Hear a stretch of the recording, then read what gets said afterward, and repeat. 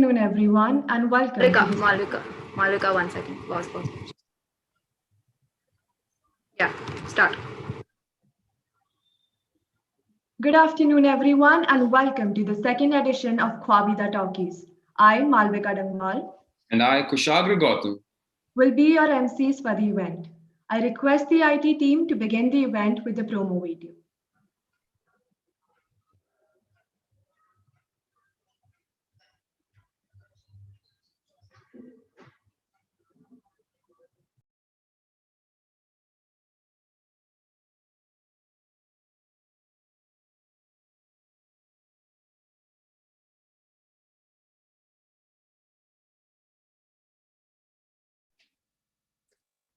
Excuse me, Chitral, we can't hear the sound. Yeah, we can't hear the audio.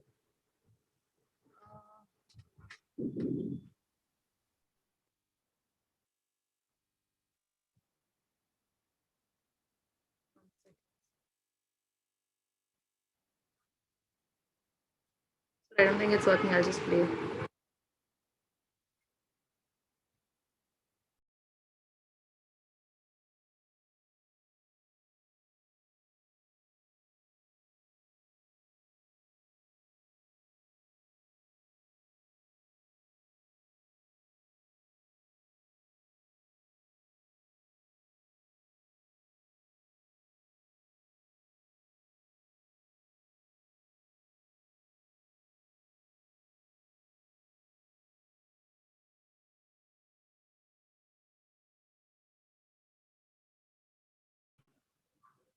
Thank you for the video. It was indeed a wonderful glimpse into the legacy of the eminent personalities who will be gracing the discussion today as the panelists.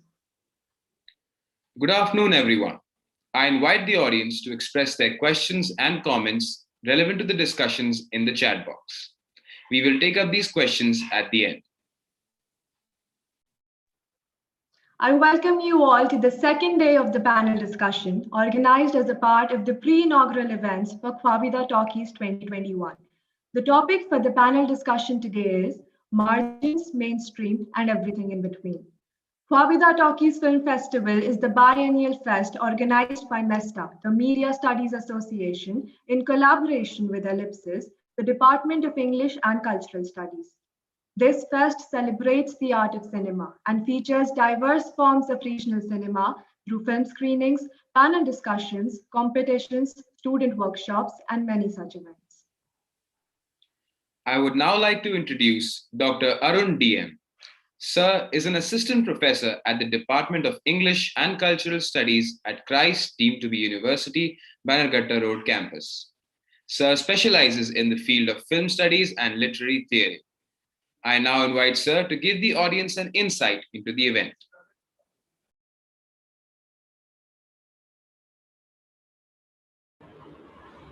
Good afternoon, one and all. I welcome all the dignitaries on behalf of Department of Media Studies and Department of English and Cultural Studies, Bannerghatta Road campus.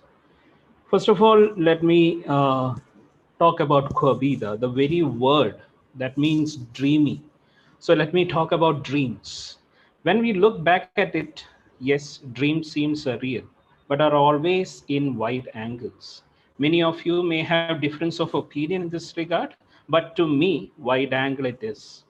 I feel myself as a little child walking along the streets, like the little Bruno, if you remember the movie Bicycle Thieves, walking along the streets of an unnamed city somewhere in Italy, awestruck by those huge concrete structures, but quite focused regarding the job at hand. We all are like Bruno. We are dreamy, but we believe in real as well. In any given film, we find this subjectivity. Occasionally, we experience nightmares, but we live along. The present pandemic situation is also such a nightmare. But we survive since reality calls us back. Remember the young Bruno called back to reality by his father, especially the father's whistle. So the same way we are called back to reality. Cinema is a result of such a transference where we experience our nightmares in friction with our own subjective self. Coming to the theme we have for KHWABEEDA this year, we find another subjective presence, that is home. It is subjective, but still we think of home at times or most of the times. KHWABEEDA, in its slightly changed format, where the emphasis is more on discussions, has found its homily abode. As rightly pointed out by the speakers of last day's discussion, cinema also has changed its form as it journeyed through big screens to finally find home in small screens. I'd like to rest my case by quoting the great lines of Tennyson. I quote, "Yet all experience is an archway through, gleams that untraveled world, whose margin fades forever and forever when I move." Unquote. I wish the speakers for today all the very best. Thank you.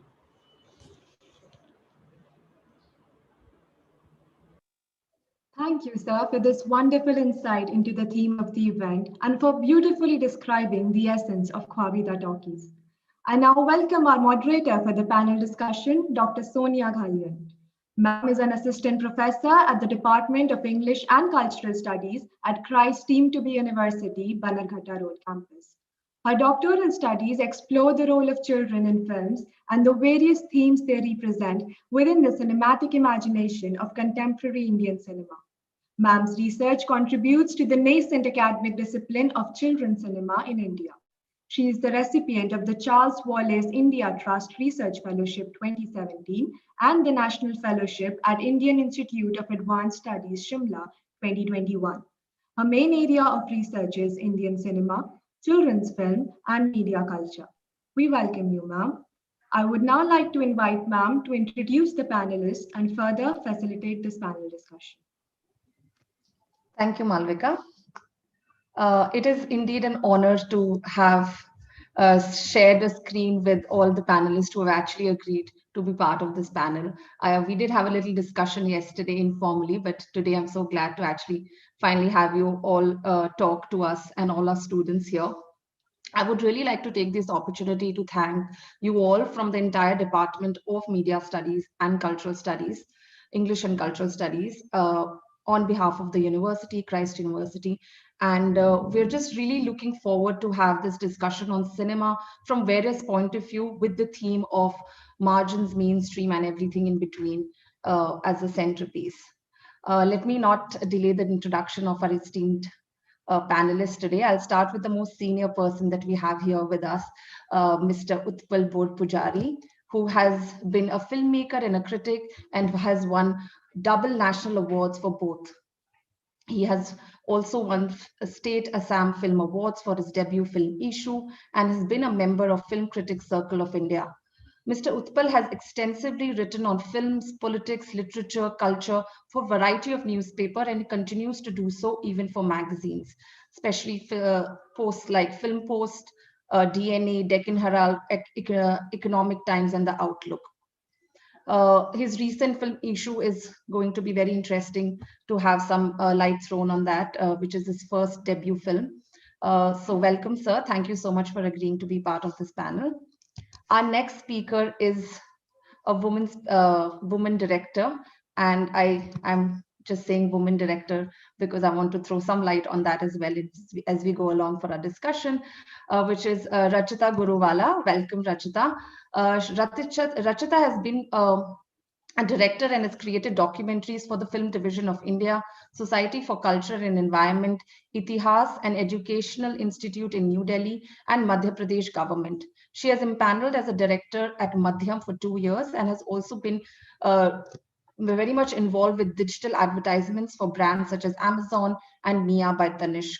Her film Begums of Bhopal was one of a kind in its own sense of talking about nostalgia and the history, which throws light on women and women rulers of our country. So that's all going to be a very interesting talk that we look forward to, Rachita. So thank you so much for having come here.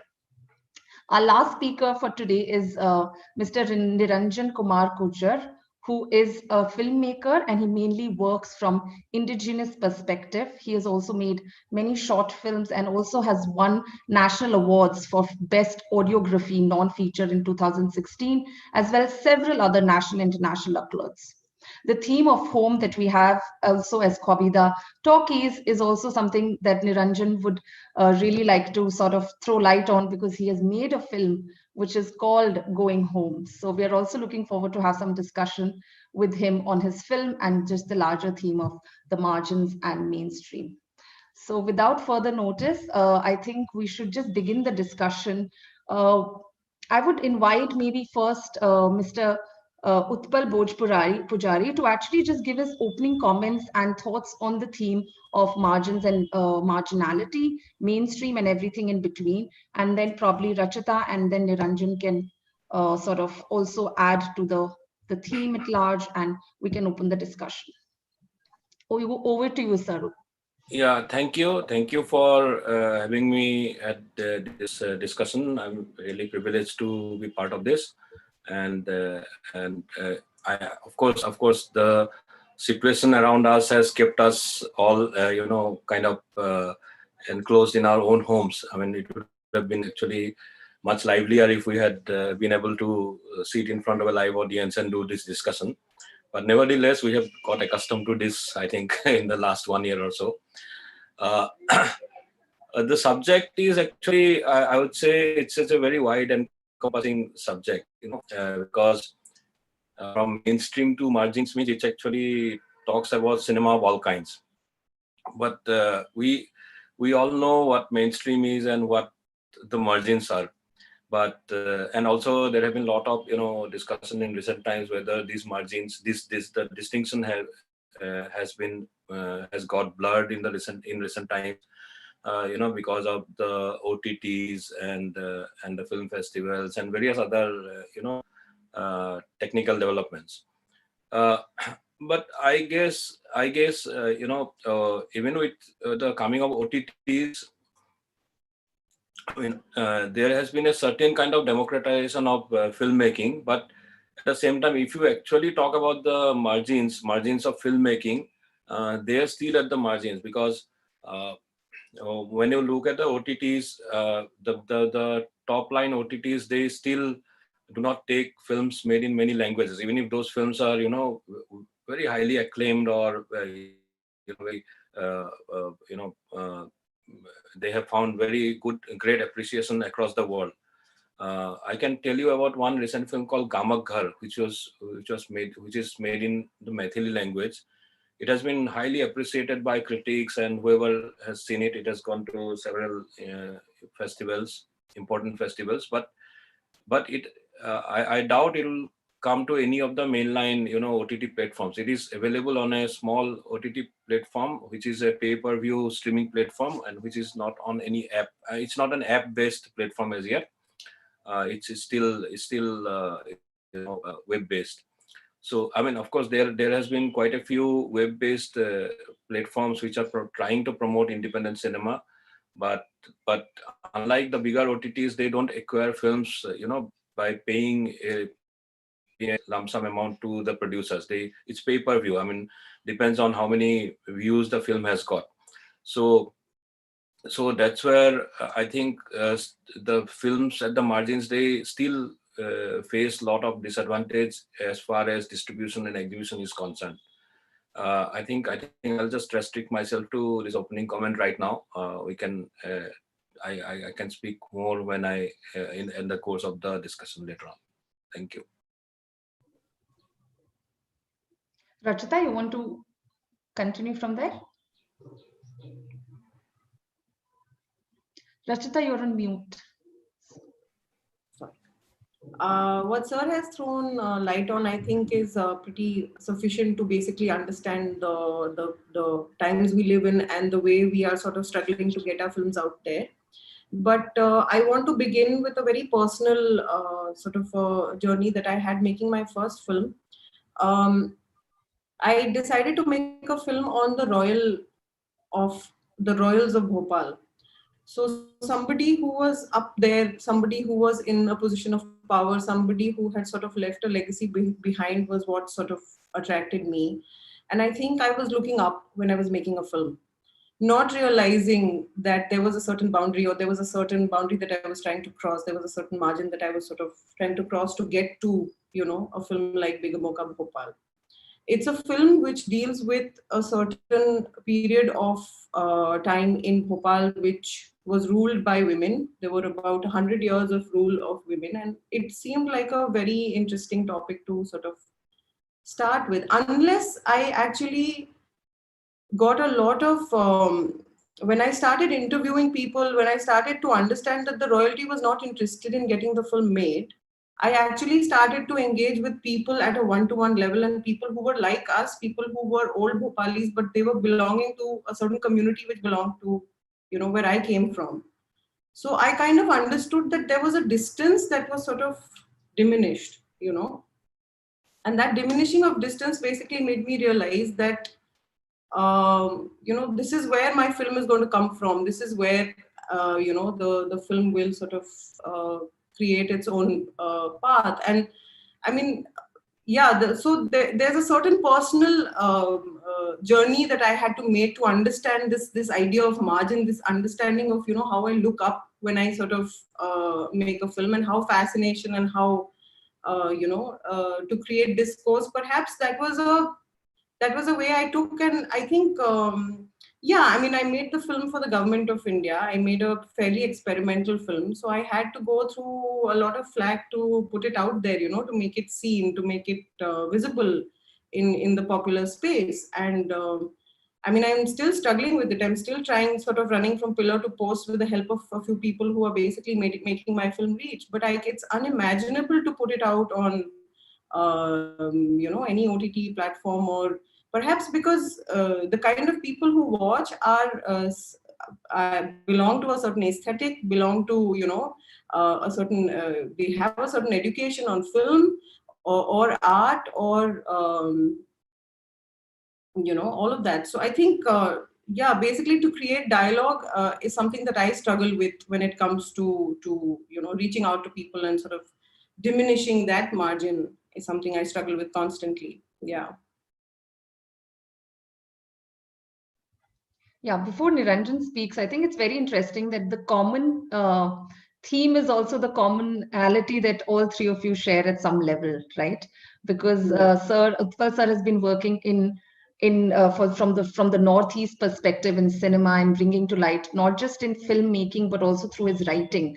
Especially his article in Outlook was talking about a very rich history that the Northeast cinema has, but it's more ignored and ignorant in its own richness to a great extent. So, and then your own experience of making a film, and also sort of trying to transgress these boundaries that are not just at the industry level or at the funding level, but also at the level of consumership, right? I mean, who is going to consume your film, and how is it going to reach the audience, right? And then Niranjan sir, coming from a very, very intricate you know, context of having the experience of the margin itself, and then documenting that through his work. So I'm sure that is something as a common thread we can look at between the three of you, and you know, have now Niranjan sir to sort of comment on that as well.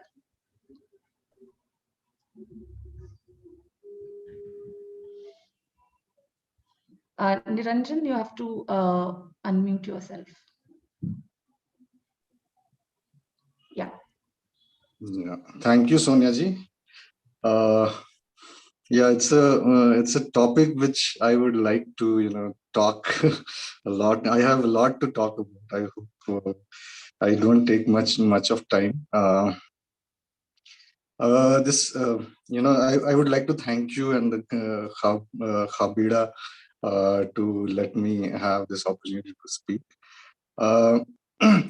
So when we talk about marginals in, you know, in the art stream, with me, I can share my experiences, what I have gone through, and how my upbringing, me growing up as a you know, as an Adivasi in this in Jharkhand, and then outside Jharkhand, this country, how it has been.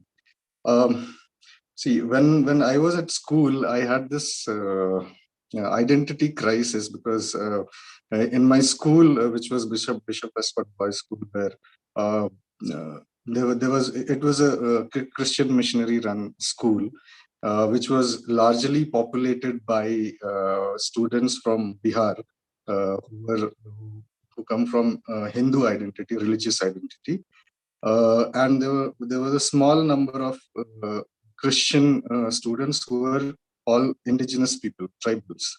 So what happened was, since my surname and the rest of the tribal students' surname would be similar, and we were tribal, so there was always this question that whether like the Bihar people or the Hindu community people would ask me why don't I go to church on Sunday, and same thing would happen from my Christian brotherhood. They would ask me that you're not a Christian, then are you a Hindu? So there was always a question mark of a religious identity. I'm not a religious person or anything like that, but yeah, in this country, religion is something which is a matter of identity, and there's this so much of politics, and then there's so much of policy making, and a lot of things happen. So it is not just a story of me, but the whole the whole community who did not convert, and who remained the way they were, nature worshippers, you can call them. So so that was one of the thing. And then the next was when you don't when you are so different, you're not from the you don't you don't relate to most of the things which which the most of the people in the who you are studying with or spending your time with believe.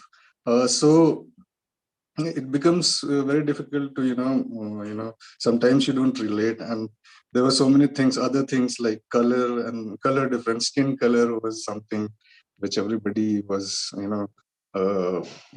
people will tease you and bully you. And then there was this language issue, language problem. Our accent was very different, and than the north. That time it was Bihar. So then that kind of thing. And then also like there's so many things which the mainstream needs to understand, that how did indigenous people survive? How did indigenous people survive these thousands of years without following things like spirituality or medicine or an education system which is from the mainstream, and which is imposed on us, which is like told that this is the right way, probably. But the truth is, we had our own, own of everything. We had our own spirituality. We have we had our own education system. We had our own administrative system, and we had our own arts, dancing, everything. But all of a sudden, slowly they started becoming non-accepted, and they started. It was different, so it was not probably sometimes looked down upon also. So this has been me all this while, and even in college, I studied in Manipal in Karnataka only. So there I always hid my identity, because I like this whole thing of being different and not being accepted. It pushed me to that level that I hide it, so that I just so that I am accepted. And I was doing things like bodybuilding and flirting and all these things, which was giving me a lot of acceptance. Another impact which I was initially very good at studies in school, very good in studies, actually. I would always, from first to fourth, that kind of rank I would get. But the moment all this thing started about skin color and your, you being from a tribe, that kind of thing, my performance started dropping in the school. The whole being, the whole birth of you, the whole being of you was also wrong. And and that was the time my performance dropped. And when I went to college, it continued like that. The only time when after a very long time, I topped in my institute was when I was in SRFTI, where SRFTI, the nature of the course was such that it encourages you to believe in yourself and to uh, bring forward, make films on things which your culture, your background, your baggage, and not try to imitate what is happening in the mainstream. So that was the impact of this being born as a marginal in this country. Thank you.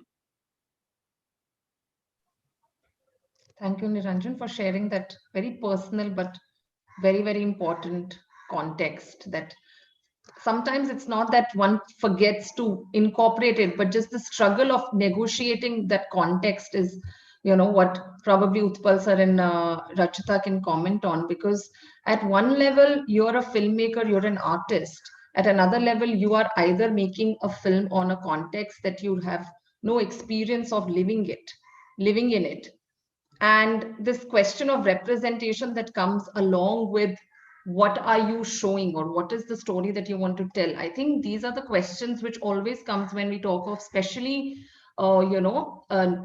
getting the narratives of margins into the mainstream or into any kind of form or any kind of medium.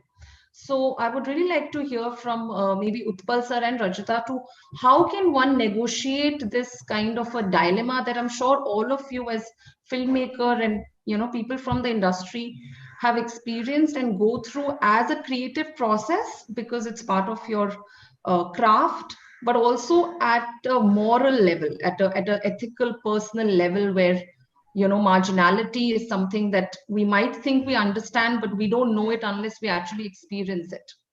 So how does one then make sense of this quote unquote margin and marginality? And Sir, you want to go first?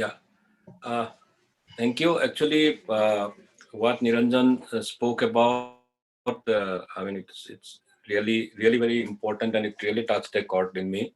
Of course, I can, and I as a journalist, I have traveled, largely throughout the country, and I've been to the most interior parts of the country, and I have got the opportunity to, see various communities at their own habitats, including in Jharkhand, in Chhattisgarh, in Madhya Pradesh, in South, of course, in Northeast. So I strongly identify with what Niranjan has said. What Niranjan faced in his school or in his college, I didn't obviously face. Though I am from the Northeast, I have the so-called privilege of having come from that so-called upper caste, and from a privileged middle class background. So what happens is that you and also what happens in Assam, within Assam, this, if you look at the caste politics and all, they are not as much as prominent as as you can say in North India or in Tamil Nadu. And also I think from our generation onwards, downwards, this caste things actually doesn't matter much. That I would like to say from my own experience, because we have never been we never thought of which caste my friends belong to, which caste I belong to, or which community I come from. That never happened till I came out to study outside Northeast India. When I came to do my MTech in applied geology in IIT Roorkee, the first thing someone asked me, one of my seniors, was about my caste, because they, from my surname, they surmised that I may be a Brahmin and all that, but they had not heard this surname earlier, so they wanted to confirm. So I was kind of very taken aback, because never in my life earlier I had been asked about my caste or family background or anything by my friends or anybody in Assam. So these things slowly, then of course, when I spent 3 years in Roorkee, and then I have shifted to Delhi as a journalist, and now I have been in Delhi for last 25 years. So now I am accustomed to, I've got to know about all these intricacies of the society that exists here. And that also made me over the time very much strongly aware and strongly positive about my own Northeastern identity. And when I speak about Northeastern identity, it is, again, it's not a single identity. Within Northeast there are so many identities, and it's very easy to use the term Northeast India, which is generally used. And I also strongly feel about that this term Northeast India actually kind of homogenizes a huge amount of diversity. There are some nearly 275 to 280 tribes and sub-tribes in Northeast, ethnic communities of in from Brahmaputra Valley to the hills all around it, and there are so many anthropological strains in the communities there. But when you say Northeast India, it sounds very plain, one place, one, that so-called one nation, one kind of idea, which is actually very unnatural to speak about. So that also, I think, reflected in my writing as a journalist, and also later as a filmmaking. Of course, I mean, I would just like to say here that when Dr. Galian introduced me, she said that I still write. I don't write journalistic pieces anymore. Once in a while I write, but not on a regular basis, because since last 10 years I have shifted full-time into filmmaking.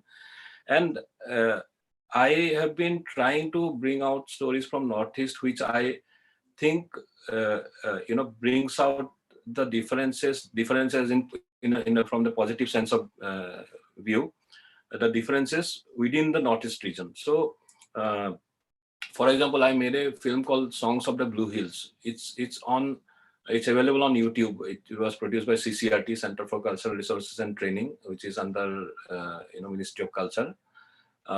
So in that film, I tried to explore the folk music traditions of Nagaland, and not just the plain folk music, how they practice and what they practice, but also try to bring out the debate within their societies about how folk music should be, whether folk music should be changing with time, how important it is to preserve the pure form of folk music, because as we know, folk traditions keep on changing with time, and they imbibe a lot of elements from the immediate surroundings of those particular times.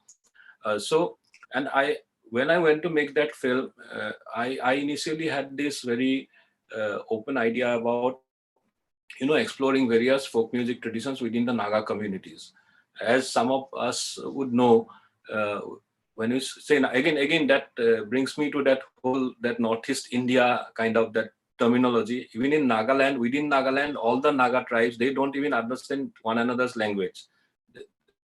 I mean, that is a diversity in Northeast. Within Nagaland, they don't even understand their own different languages.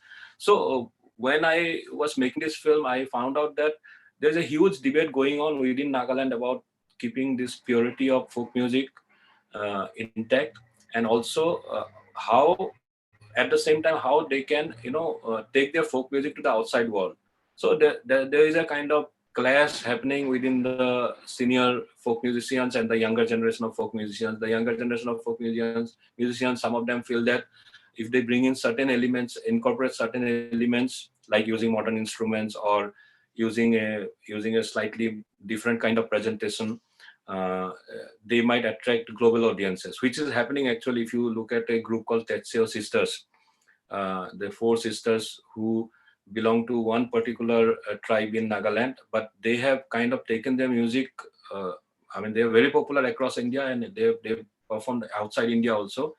They have kind of stylized their traditional performance in a way that it retains its the core values. At the same time, it attracts, audiences, listeners from outside.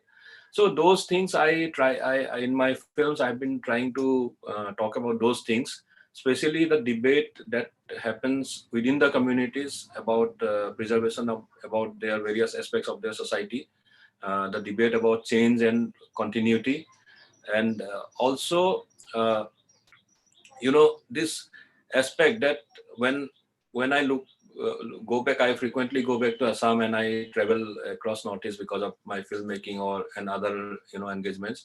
So I kind of find that the dichotomy of being a Northeastern outside Northeast and being an Assamese within Northeast, where again within the states there are different kind of dynamics, socio-political dynamics. So those are the things I think I find very interesting and challenging to me as a filmmaker, and that's what I've been trying to bring out through my films. There was another film which is not actually available online. It's called For a Darbar of the People, which is again a government sponsored documentary. So there were certain limitations to the way I could treat the film, but it explored how the traditional darbars of the Khasis, the Khasi community of Meghalaya. Darbars are a very, old, thousands of year old traditional local governance system, which I think Niranjan would be able to identify with, because there are such traditional governance system in all the tribal communities across India, and they have certain very strong uh, values, and how they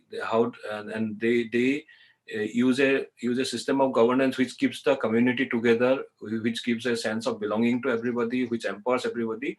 But at the same time, if you look at certain aspects of them, they might be slightly outdated or they might require change. For example, when I went to make this film for Ministry of Panchayati Raj, I tried to kind of, when I initially my idea was that I'll just focus on the Darbar system and how it has benefited the people of Meghalaya over a long period of time. Because as you know, Meghalaya is under Schedule 6, and so there is no Panchayati Raj system there.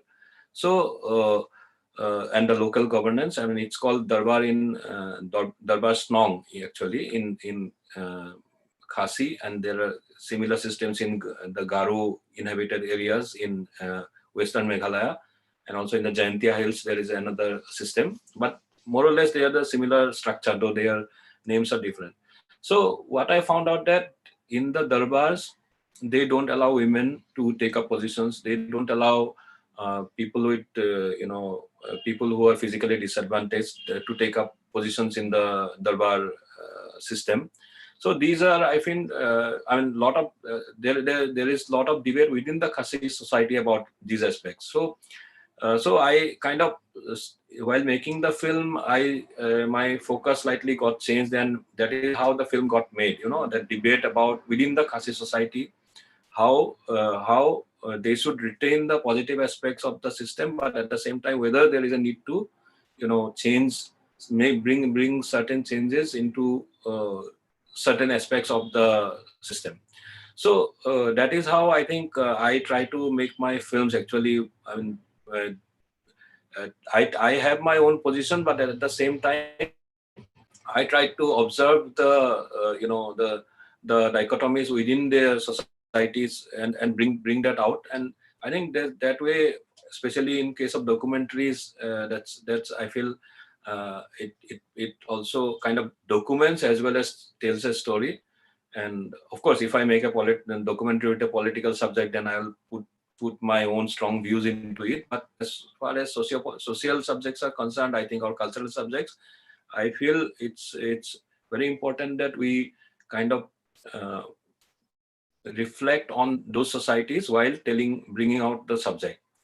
So that is one aspect which I wanted to kind of reflect upon, taking on what Niranjan has said. And another aspect which I would like to just add here, what Rachita had spoken about the challenges of, making a film under the government structure, So I have also made 2-3 documentaries which have been produced by various government departments, like this CCRT film, Songs of the Blue Hills. And also even my feature film Issue it's by the CFSI, Children's Film Society India. So again, there is a dichotomy there, because in India, if you want to make documentaries or films which reflect a certain kind of milieu, you have finance available only from certain government departments. I mean, there are very few private organizations which will fund you, which funds documentaries and feature films. Also, if you want to make a children feature film, I mean, apart from CFSI, hardly, I mean, anybody at least in Assam, hardly anybody would. I would rarely find a producer. So I made the film. It was set in the backdrop of Rabha tribal community, and the story is based on an Assamese novel which takes on a very important subject which is very relevant to Assam and also in many other parts of the country, which is about the so-called witch hunting. How they brand women, and in some cases men also, as witches, and they hound them. And I mean, in many cases, people get killed. So when I made the film, it went to a lot of festivals. It won the national award. It won a special jury award in Bangalore International Film Festival. It went to, I think, around 30 International Children's Film Festival and other general festivals. But the film is yet to see the light of the day. It's still like floating in the air. I mean, CFSI has been trying to bring it to an OTT in at least the last 6-7 months. Maybe because of the COVID situation, it got delayed. But whenever I go back to Assam, people ask me, where can we see the film? I mean, that is again the dichotomy of making I mean, you have the only funding opportunity facilities from government, but then after you make, there is the same government organization doesn't take that pain to take the film to the people. So there is kind of, as a filmmaker, maybe you feel frustrated sometimes, or maybe you feel happy that, okay, at least my film got made, and at least it got seen by some people, and hopefully it will come to a wider audience sometime in the future. But like Rachita said, yes, I value that limited quantity of audience that has seen the film, and I actually I think that is what Rachita has termed as the educated or literate audience. But that is I feel very important. But at the same time, I also feel that if you make a film for children, if you make a film in Assamese, it needs to be seen by the children of Assam. CFSI, of course, has its own model of showing their films to children all across the country for free. They have these small film festivals across the country. They tie up with district administrations and all that. But the wider audience, when you say the traditional way of exhibition, whether it's in the cinema halls or now through the OTT platform, that has to happen. I mean, of course, that doesn't happen with documentaries. Even though there are pay-per-view kind of platforms I spoke about, platforms like Movie Saints or Cinemapreneur, or even there are a lot of new regional OTT platforms which have come up in South, in Bengal, even in Assam. But I feel there needs to be a more democratic kind of platform for exhibition of what the kind of work we do, whether it's in the fiction or non-fiction format. Yeah, that's all I wanted to speak. I think I took a lot of time.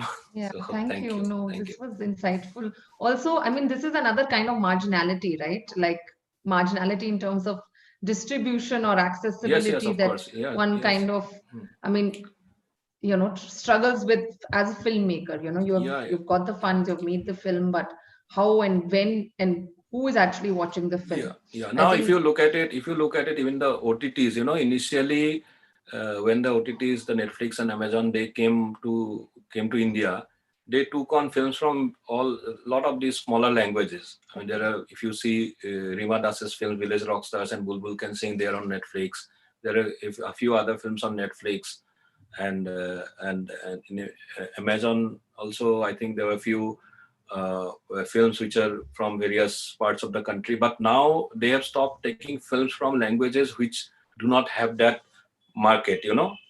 So now you see only the big films in Malayalam. You don't see the independent films, Malayalam films on any of the OTTs.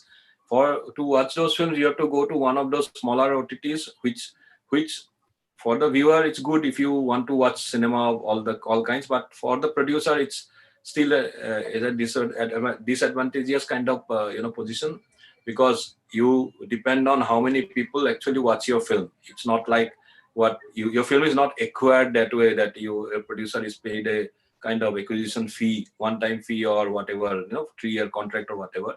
Here you depend totally on like my film on Second World War, documentary film called Memories of a Forgotten War. It's on Movie Saints, and it will totally depend on how many people watch it. Recently BBC did a story on the Battle of Kohima and all, where my film was mentioned. So suddenly last month there was a spike in the number of viewers. But generally for a documentary, the number of viewers is very small, very low.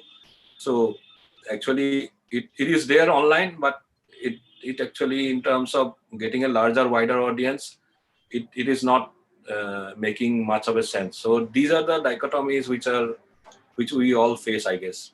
Yeah.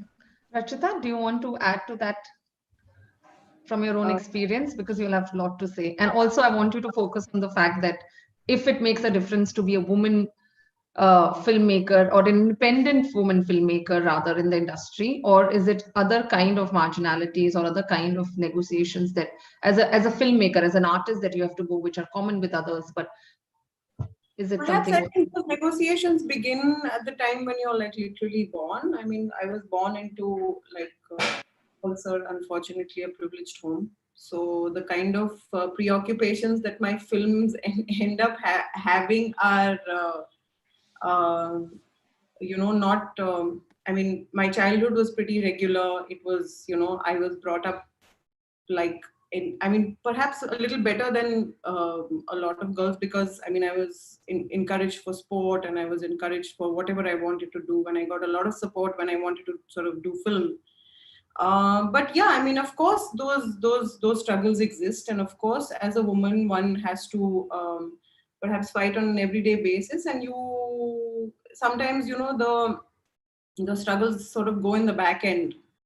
But because I think I would really want to focus at this point on the privilege that Niranjan also mentioned, and also mentioned that, I mean, like if I reflect on through hearing everyone, if I reflect on why I wanted to make a film, say on Bhopal, was perhaps because of a fascination that came from a book that I had read. It was not coming from a place of lived experience. It was not coming from only a space of lived experience. It was coming from a place of fascination. I wanted to make a film that was fascinating me. I was not really coming from my germ, perhaps was not a genuine one. It culminated into a genuine germ, because of course I had traveled through the gullies of Bhopal, and I had traveled through a lot of history all my life. Like when I would come back from school, I would have the visuals of the ruins, and they attracted me immensely. And I did not really know why they were calling out to me. So perhaps that became an exploration for me while I was making the film. But yeah, I think when you start out to do a film, you end up making a totally different film if you're open to the process. And I think when I because I was comfortable, because I was coming from a place of luxury, I think what I could engage with in terms of art was something very, very personal. I could tune into that silence in me. I could tune into that, space in my heart and mind, which could sort of quench my thirst as an aesthetician, which could help me explore and experiment and take my own time to come up with a film which was perhaps at some level indulgent also, and good indulgent, not like problematic, or not like something where I'm not trying to create a bridge for communication. I'm not trying to create discourse. Of course, wo sab tha, but then somewhere I feel that as I practice, I'm very aware of the fact that I come from a certain privilege, and I do end up like I made a film for an exhibition for culture of my Society of Culture and Environment, which was on the painter Bhajju Sham. And I still have a moral dilemma about who am I to, I mean, how do I bridge that gap? How do I not other? How do I not, perhaps look at him from the gaze of an urbaner, of somebody who's a city dweller, of somebody who has not even a sneak peek into his life. So in what capacity do I engage? So I feel that conversation is happening in my head. Like there's another film I'm working on, which is on the cloth tradition of Bagh. Bagh is a village in MP where the Khatris from Sindh came down, and they were traders, and they, the Bhils and the Bhilalas used to do this cloth printing. They acquired the techniques. They gave them their block printing. They basically sort of created a certain synergy, and then they started producing these cloths, and I have worn them ever since I was a kid. I mean, my mother was very fond of that cloth, and I used to see it all the time in my house. I used to wear it. It felt very beautiful. So I started making a film on that, and again I found myself absolutely gut-wrenchingly worried about, why am I making this film? Like, I started having those very conscious conversations with myself that, am I again getting into a space of exoticizing? Am I getting into a space of, perhaps problematizing the whole thing? Because it is definitely I feel that, like Utpal said something very rightly, the first viewers of your film need to be the people who are, perhaps the biggest audience needs to be the people who you're making a film on. But then how does the dialogue and the relationship go beyond that? Like, once I've made the film on the cloth, and then I come back and I get back to, working on an ad in Bombay, how is it that I'm accountable for that particular film, or the particular people I have shot with? So yeah, I mean, I'm literally stuck with those two films at this time. Well, I mean, and see, like Bhajju Shyam also came into my life because a very erudite person who was following his work for a very long time actually came with the film to me, said that, why don't we make a film together about Bhajju Shyam? And she's a very intelligent, very intellectual lady who perhaps has seen a lot of dunya, in that sense. So I get very, very, stuck on these conversations, and I really feel I want to find resolve. But one of my friends actually once told me, "Karke hi aayega yaar." You just have to keep practicing. You just have to keep going there. अगर मान लीजिए आपको, if you find a resolve, if you find an answer, perhaps or not, then you make a film. Then you make a film which is, what it is. It's confused, or if it's creating a sense of a dilemma. So that's what you translate, or that's what you channelize in your film.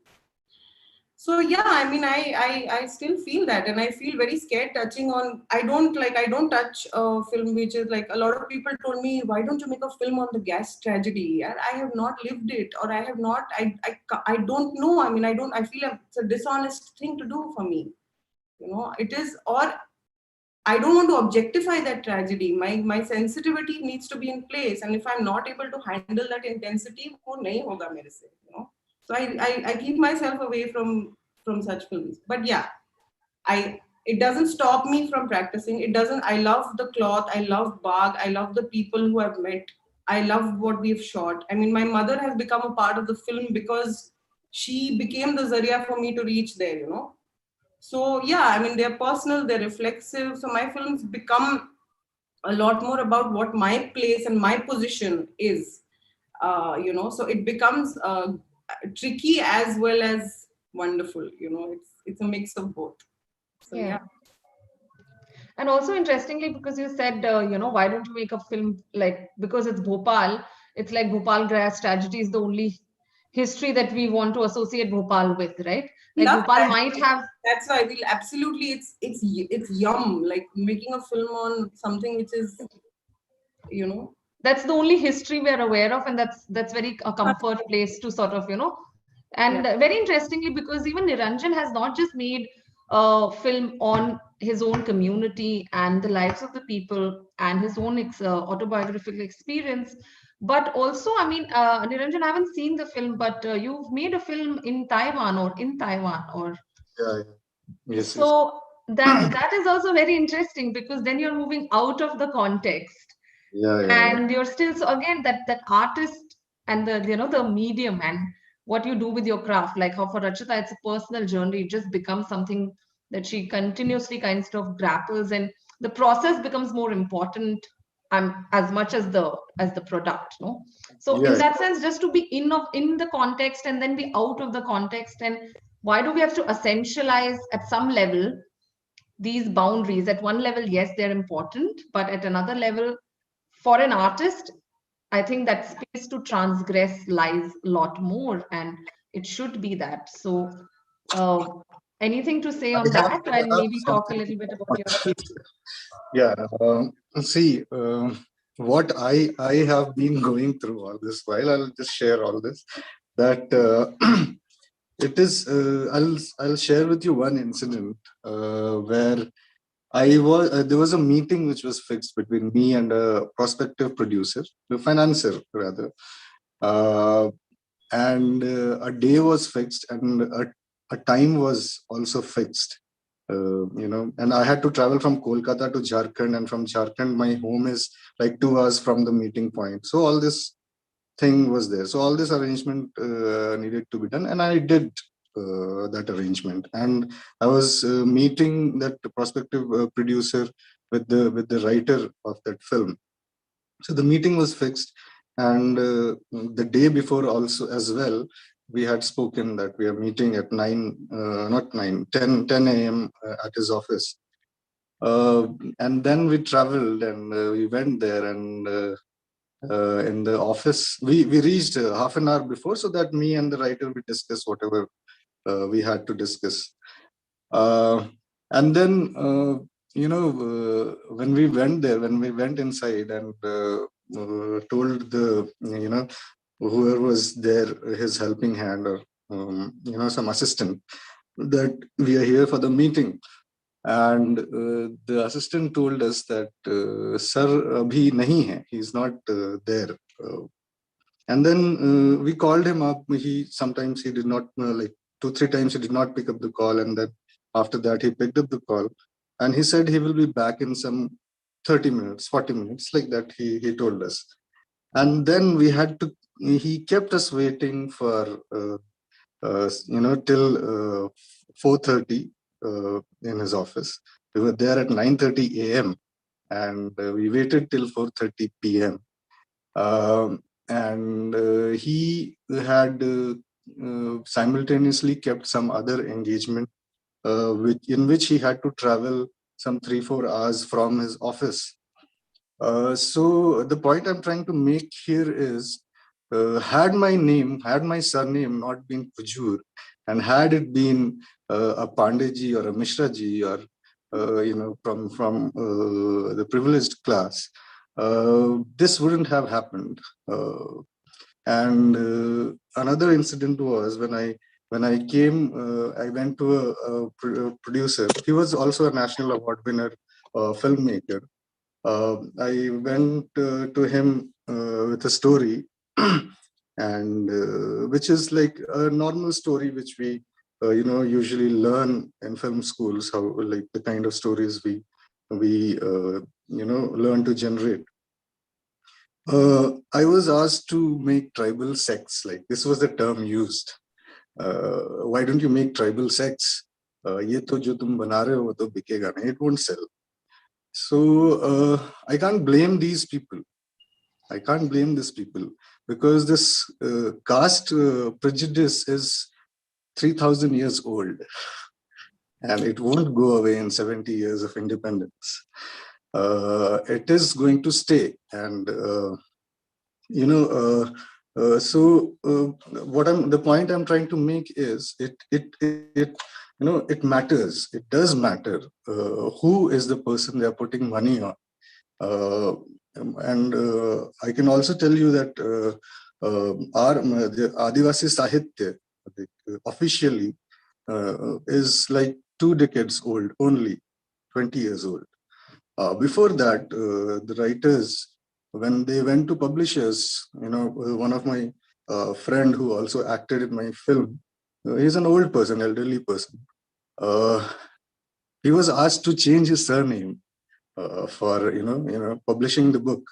So this is how it is, and it is the publishers or the producers. They are nobody to be blamed. It is the viewers. It is us. It is we people who don't like to watch. who like to watch films, when even Satyajit Ray in his Araner Din Ratri, what did he do with Simi Grewal as a cast, as a tribal woman, such a fair woman, beautiful fair woman. What did he do? He used her as a cast, and then there was no consent of sex or whatever. She was just pulled. It is, you don't even need to. It felt like a tribal woman is always yes up for it, a loose character, or even to validate. Even if if we see the film as Satyajit Ray tried to make it a point that this is how we see tribal women, but as a counter argument, the gaze he brought, with this Sharmila Tagore's viewpoint when she looks across the window at tribals as poor and poor and poverty, that kind of a thing. But it is just I have realized that it is just two different worlds. I have felt it. It's just two different worlds. We survive, we live in different ways. If we don't need money to survive, it doesn't mean that we are in a pathetic situation or a poor situation. You don't have to look at us like that. This is the complaint I have with the people of this country, and it is probably not going to change in my lifetime. I was very hopeful with MIF, this Mumbai International Film Festival. The films division used to fund short films earlier. I don't know if they are funding anymore, but it has stopped. And I'll also tell you about this. Jharkhand government came up with a policy, film policy, in which they were giving subsidy to the filmmakers from all over the country who will come and make film in Jharkhand.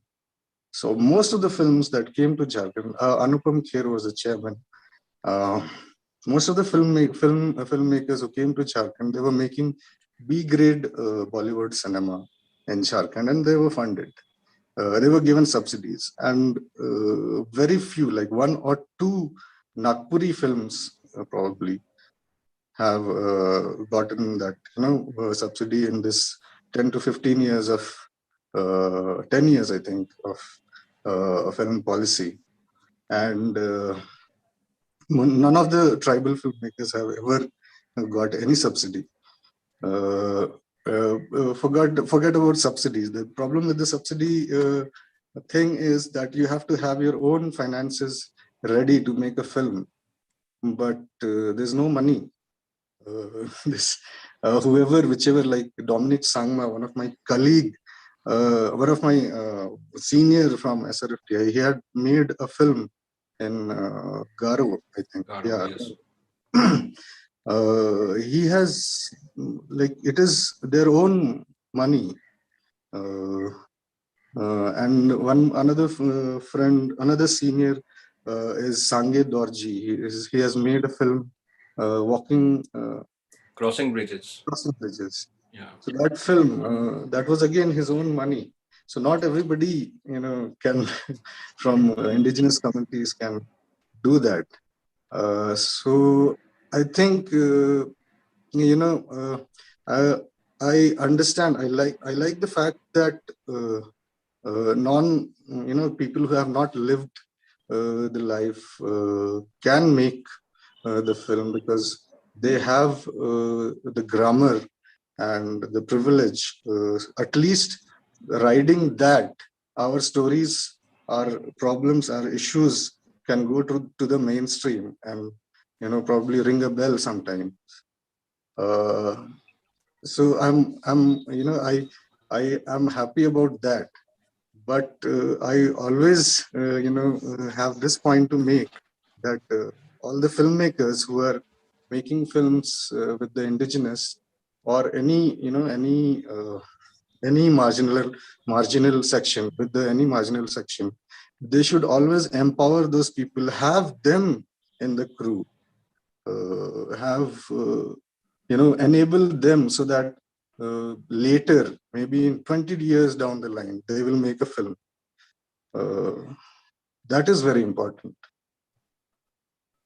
Thank you.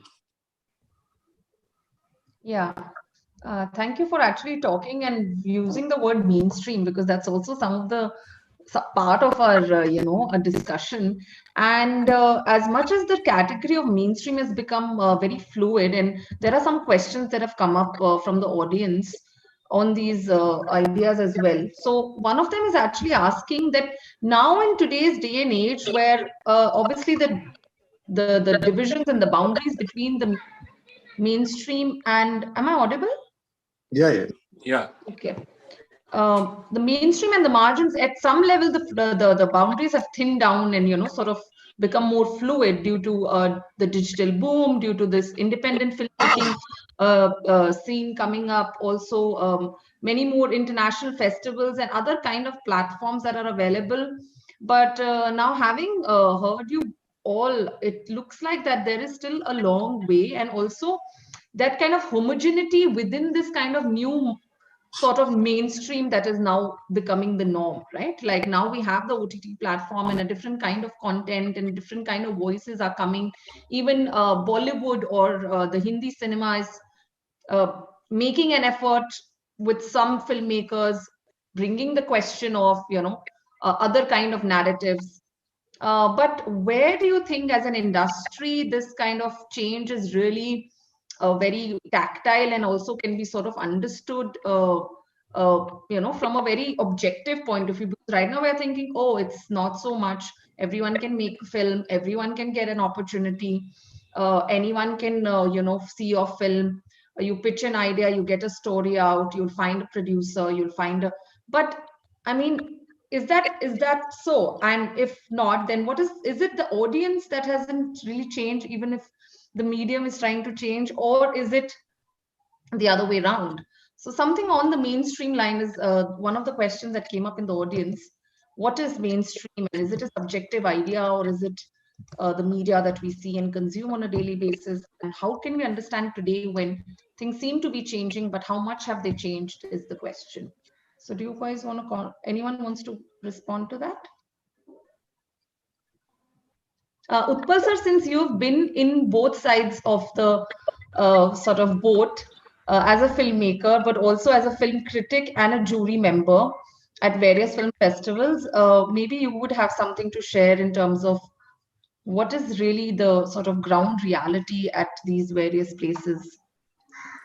No, you see, the thinning down of the boundary between mainstream and non-mainstream, that's actually quite fictional, I would say, because yes, with the coming of OTTs, a lot of interesting stories are getting told. A lot of stories which won't otherwise get made into films are getting there. A lot of very good actors are getting fantastic platform to perform. And I mean, those actors who otherwise would have been seen throughout their lives in bit roles in Hindi films, now they are the lead actors of shows, actors like Jaideep Ahlawat, or even in a series called Jamtara, which actually has a lot of youngsters as the protagonist of the series.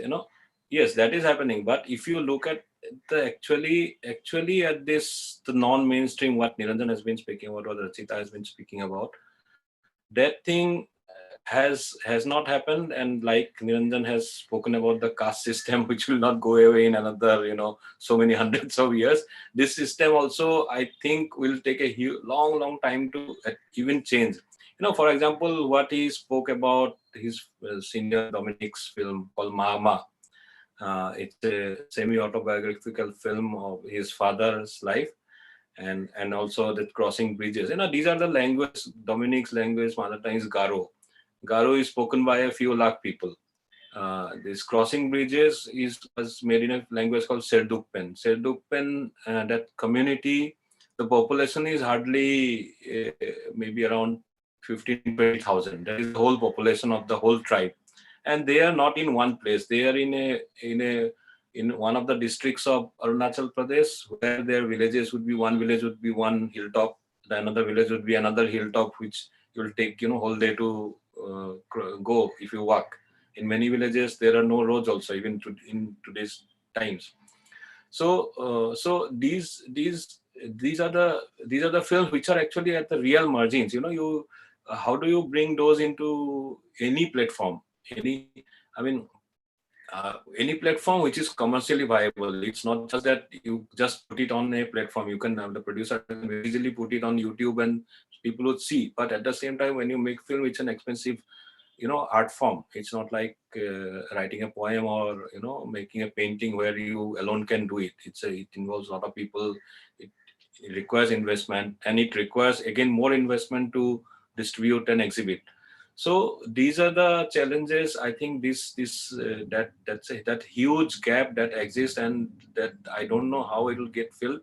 But yes, there are certain ways. I think some of the filmmakers have tried it successfully. Some have not been successful. Like in Ladakh, a lot of these films which are made in Ladakhi languages, very small budget. Of course, all those films made in the indigenous languages are very low budgeted always, because there is no other option. But they in Ladakh, I know about films which have been like they take the whole exhibition equipment on a small truck or a small van, and they go from village to village, and they take money from the villagers and exhibit the film. And some of those films have done really well. Another very successful example of this model. Of course, this happens not in a organized way. This happens on a at an individual level. But at least there are some efforts at the individual level. In Meghalaya, there's a filmmaker called Pradeep Kurba, who has made several very interesting films. He even won the Kim Jae-seok Award in Busan Film Festival 2 years ago for his latest film. So one of his films, he took it to the interior villages in Khasi Hills, because his films are in Khasi. So only the Khasi language speakers would understand the language. So he took the projector and a screen, and sometimes not even a screen. He would just find out if there is an empty, blank wall somewhere, white wall in the village. So he would take the films and he would just tie up with the village community, organization, whatever is there, like the village darbar or a village youth association, and he'd say, I pay me this much of amount, and you watch the film for one day or whatever. So there are villages, especially in southern Meghalaya, where there are a lot of these coal mining businesses there, which is again another issue. I won't go into that. That's another huge controversial issue. But in Meghalaya, these coal mines are all community owned. These are not owned by the government. So they have a lot of money. Some of these villages. So Pradeep would take the equipment, walk to the village, from village to village, actually literally walk, because there you have to walk. And some villages actually paid him, for 2 days. They would watch the same film for 2 days from over many screenings, and they would pay him 1 lakh rupees. So that way he recovered quite a bit of money. But that's not possible again for a small community like Sanged or this Serdukmen, because it's a very small community, and even if you show the film to every single individual of the community, you will hardly earn any amount. So I think the only way out is if you get an international distribution, if your film is so good that it finds an international audience. And now those avenues are there. You have to, of course, it's highly competitive, because you have to compete with similar indigenous filmmakers from all over the world, from Africa, from Australia, from South America. So you have to compete. But yes, there are avenues. One has to struggle. It's a very big struggle, and I think, like Niranjan says, that struggle will continue. Even in Assam, Assamese film industry, Assamese cinema has got quite a big audience base. There are not many cinema halls, because over the years, last 2-3 decades, because of the socio-political situation, a lot of cinema halls have closed down. Now some new cinema halls are coming up. But at the same time, I mean, last year because of COVID thing again, whole thing again crashed when it was just picking up. So even Assamese cinema with a huge audience base, people, many films do not, even aspire to get their investment back. Last year, I would say they were like those typical pot boiler Telugu kind of model, which they made with. So one film earned about 5 crore rupees, another film earned almost 10 crore, which is like huge for Assamese cinema. I mean, it's nowhere in Assamese cinema's history any film had made more than 2 crore rupees or even 1.5 crore rupees. But again, if you make a smaller film with a lesser known star cast, I mean, you have to go by again this Pradeep Kurba's model, which he implemented in Meghalaya. One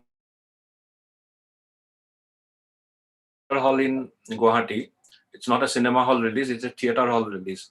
So obviously the projection quality, the sound quality, those were not up to the mark. But people came out in droves to see the film. It was, every show was houseful. And now the filmmaker is taking the film to various interior parts of the state in the coming months in the same model. So I mean, but again, it's not an organized kind of distribution system. It's his own individual effort, the producer, filmmaker's individual effort. So I think these are the ways which one has to explore. But again, there are challenges. Depends on where you are located, how far you can actually go to the interiors, whether you have that kind of a team to support you, because you alone cannot do it. So there are many aspects associated with this whole thing, but that gap is like, yes, it's not going to get filled soon.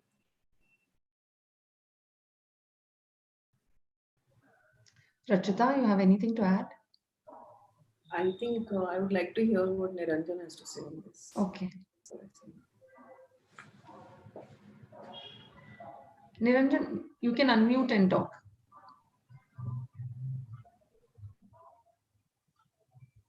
Yeah. There's something which I have observed recently. There's a Doordarshan channel, I'm forgetting the name, which has been launched in for the Northeast. Arun Prabha. Arun Prabha. Arun Prabha. Yes. Yeah. So lot of students studying from film schools have joined in, and they're making content for, there's a platform from the government side which is a 24 hours, I think it is 24 hours channel. So things like that can open up opportunities for filmmakers, for the margins, from the margins, and ideas, stories which otherwise cannot be told from the mainstream. And also, like what sir was talking about, we have been trying to do this. Like some of the filmmakers have tried showing their films. They have sold their land, and they have made films, and they have this distribution system was like they will go with the projection system and roam around in the village and collect some 5, 10 rupees.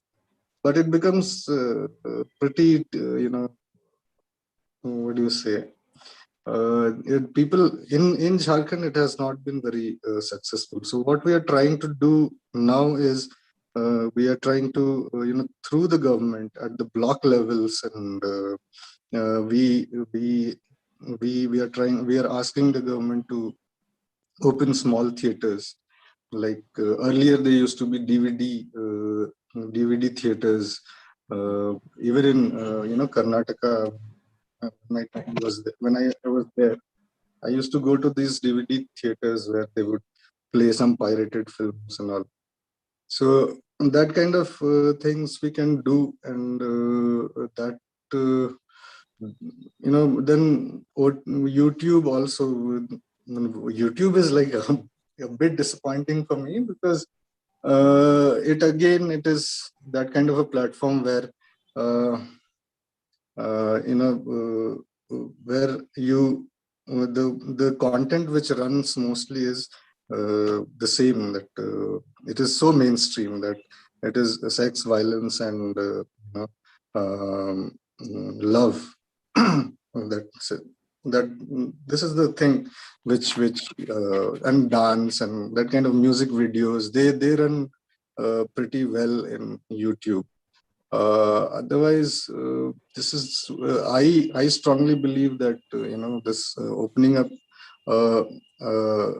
full-time channel in Jharkhand, in this area, this central heartland at least, where there's so much population of tribes in the country, it would be really helpful. Otherwise, this whole thing is of mindset mostly, which is not going to change. It is going to be there. It is going to be there. There have been films like Article 15 and all, but then they are, the filmmakers have been from the privileged class, and also it is like the society is such that small pockets, like, what do you say, small pieces, they will talk about the margins, they will talk about Dalits, they will talk about women issues, but not really in true sense, as in there will be other bigger films with bigger budget and more pomp and show, which will come and reinstate those same values in the minds of the people. So if these big budgeted films, if they take it consciously that they are not going to reap the same ideas, same values, and I don't know, I mostly think that it is the viewers that need to change more than the filmmakers. That's a very interesting and also very difficult kind of a question to ask ourselves, right? Because we are viewers all the time. And one of the questions that has come is maybe on the line of this, and then maybe Rachita can take on from there, which is exactly that: how can one be, sensitive to the marginal without being one, in terms of not just filmmaking? And this is coming from students who are reading and studying about various kinds of marginality and trying to understand and theorize a little bit on these experiences. But what can one, as a viewer, as a consumer, what has to change in the fabric of the society? And maybe we won't find any answer for this question, but as filmmaker, like how Niranjan is saying, what is it that you would like to say, or put out there to the viewers who are right now watching you, to actually make room for other kind of narratives, not the typical, the masala, the entertainment and everything that the mainstream is sort of defined itself in kind of solid terms now. But how can one change our kind of engagement with these kind of narratives, right? And why only also the question of form? Is it the documentary? Is it the narrative? Is it something has to change in so that people sort of relate to the content of the of this kind more? Like, what is it that has to happen at a consumer level, at a viewer level, at a student level? If you guys have anything to share on that, so that this mainstream, what we understand as mainstream, what we associate as mainstream, entertainment, industry, money, a plot, and all of those things, it is very fixed. It has a formula in that sense. So are we like stuck to the formula, and that's why we can't get out of to appreciate other kind of formulas or other kind of narratives? Do we have to change that, or is it as a society we need to change our entire? And there's no answer for it, but as a filmmaker, I would want you to also just give a food for thought for all the students in the audience. Rachita, maybe you want to start, and then Okay, I think just to add to the last thing a little bit, I feel the representation also has to come at the level of the market.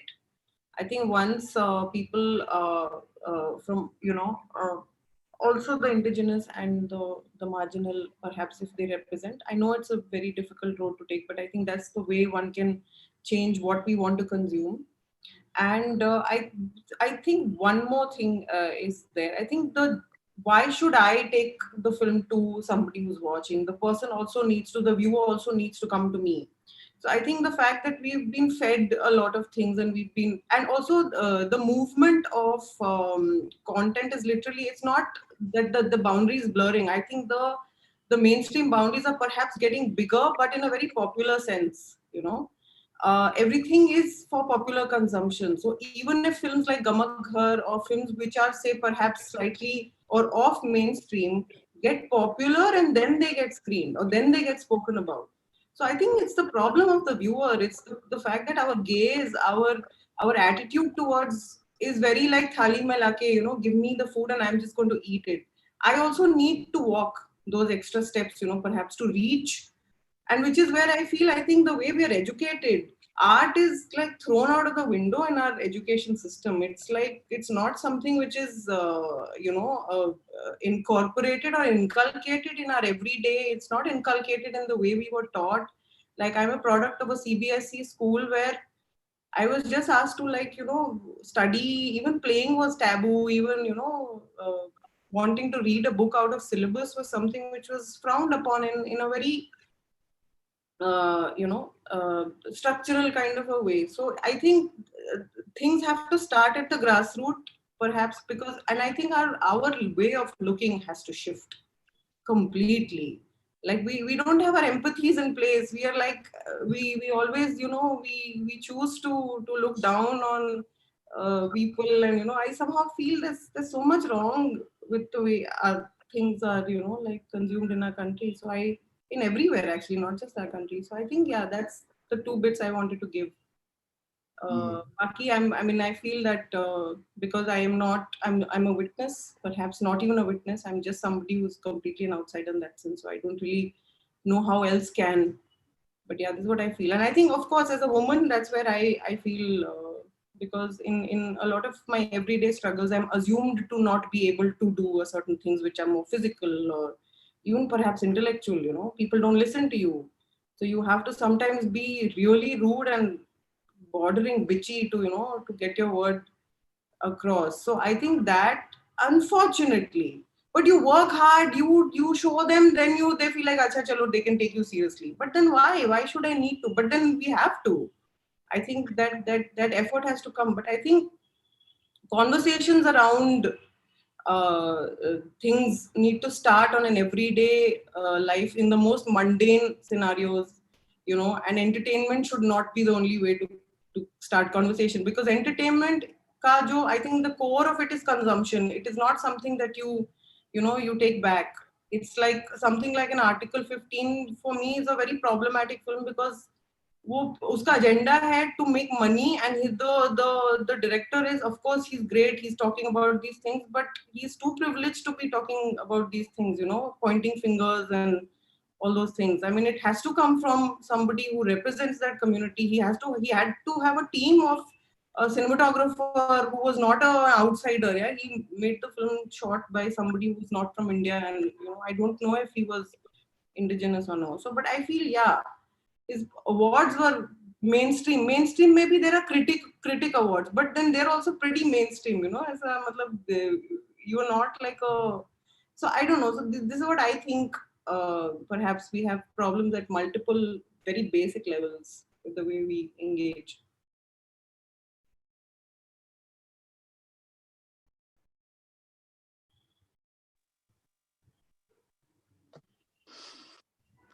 Yeah, hello.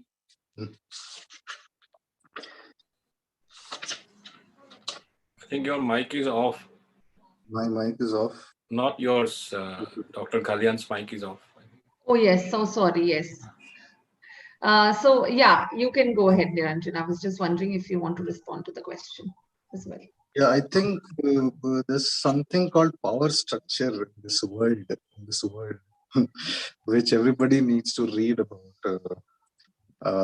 In when we are in the context, when we talk about in the context of our country, the power structure starts from, the most powerful is a Brahmin man, uh, and then probably a man. Like, it's very complex, but the most powerful is definitely a Brahmin man, and then this Brahmin women, probably, and then this that way, the caste is so, it is such a thing that either we try to shy away from, talking about caste, or if I talk about caste so much, I'll be tagged as a casteist, but it's like reverse casteism, which is so non-existent, but we will be, we will be pointed fingers at that you are a casteist if I talk about caste. But we need to understand how power structures work in the mindset of the people. You have to know that who started this system, who like what where is it coming from? Where is the film industry coming from? Where is it emerging from? Who has the money? Who has who started it? What are those value system? What are the value system which we always watch in TV, or or in the form of that Bhagwan wale serials, what do you say, call it, or TV serials, or that value system, where is it coming from? It is always, most of the time, trying to reinstate those value system. I'll give you an example. There was a very popular TV series in the 90s, I think, Shaktiman. Everybody must have watched it. Shaktiman had this problem that which when I watch it again after growing up, and it had this Shaktiman, the Brahmin protagonist was Satya. Like, it has claimed itself as the truth. And then when it becomes Shaktiman, then Shaktiman is like the most powerful. And then you look at the villains who are there. The villain is science, which is represented by Dr. Jekyll. And you look at, there's this villain called Kapala. Kapala is this tantric. Now you have to understand what tantra is as well, the politics between Vedic Hinduism and tantric Hinduism. It is so deep rooted. Tantra deals with everybody except Brahmin male. It is everybody in the periphery. It is the Adivasis. It is who are the Shiv Ganas. You have to know. It is the physically disabled. It is women. It is transgenders. So you have to understand how deep-rooted things are. So yeah, so coming back to Shaktiman, Kapala was demonized. Kapala was the villain. Then there's this one villain called Shalaka, who was a black cat. So these are the things, which is then this Andhere ka Samrajya Kilvesh and all these things. So you have to know that what is happening to you, what is being told to you, that is not entirely true. You have to explore, you have to read, and find out the opposite voices and have a balanced view on everything. Most of the time, mainstream is coming from one particular mindset of a particular caste, and that is why you see any woman, most of the TV serials, you'll see any independent woman is demonized, and they are like not an ideal woman to be with. So things like that. I think for students at least who who are listening to us, if you read about power structures, how they function in this society, and probably capillarity of power. This was a theory given by Foucault. You can read small snippets about it, and then you will know how the society functions. And like for example, you have to do certain things that they're underprivileged class, women, women as well, and transgenders, all these people, all the fringe people, marginalized, they need an extra push because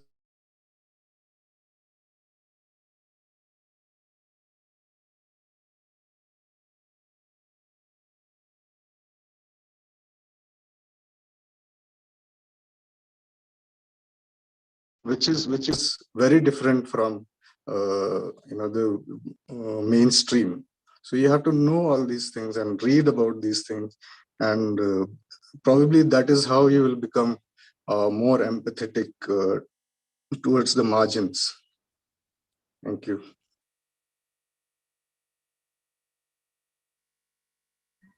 Yeah, thank you. Maybe Uttal sir can answer this next question and tie up his thoughts with the previous one also, which is again about how much of filmmaking is actually an artistic pursuit, an artistic exercise, and how much is it of a business, an industry. Is it true that the right amount of promotion can also lead to a movie becoming hit? It is one of the questions that has been posed in the audience. But since you've been on the writer, the critic, the jury side, and you know how films are selected and how there is a process for it, if we can hear from you in terms of, one is about how what is filmmaking and what is, should essentially it be vis-a-vis what it is, and also then as a film critic and as a person who has been in film festivals, what is it that the criteria, has the criteria changed to select certain films? Even the award system, is it still on a pedestal? It is still following certain kind of grammar and structure, which is very much mainstream, or have they found their own ways to look at cinema and bring different voices together? So something on those lines from you, sir. Actually, Niranjan was speaking on a very important aspect of how this whole art is, the politics behind the art, the politics of, casteism and politics of society and all. So, I mean, of course, we cannot, because of maybe constraints of time, we cannot. I mean, I would have loved to hear more and maybe listen more, but since this question is actually totally goes off from that perspective, totally different perspective, but still I'd like try to answer that. How much of film is art? Actually, true film is always true art.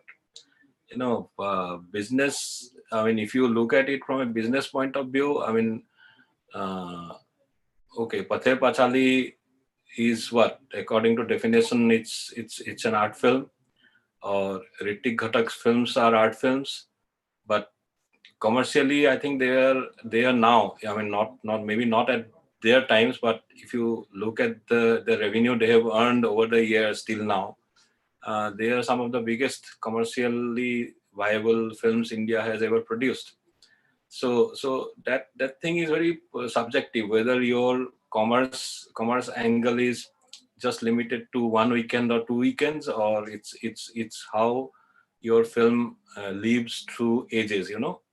I mean, for example, everyone goes gaga over Oscar awards, and people talk about Indian films, entering the Oscar race and all that. People send the direct entries and all that. But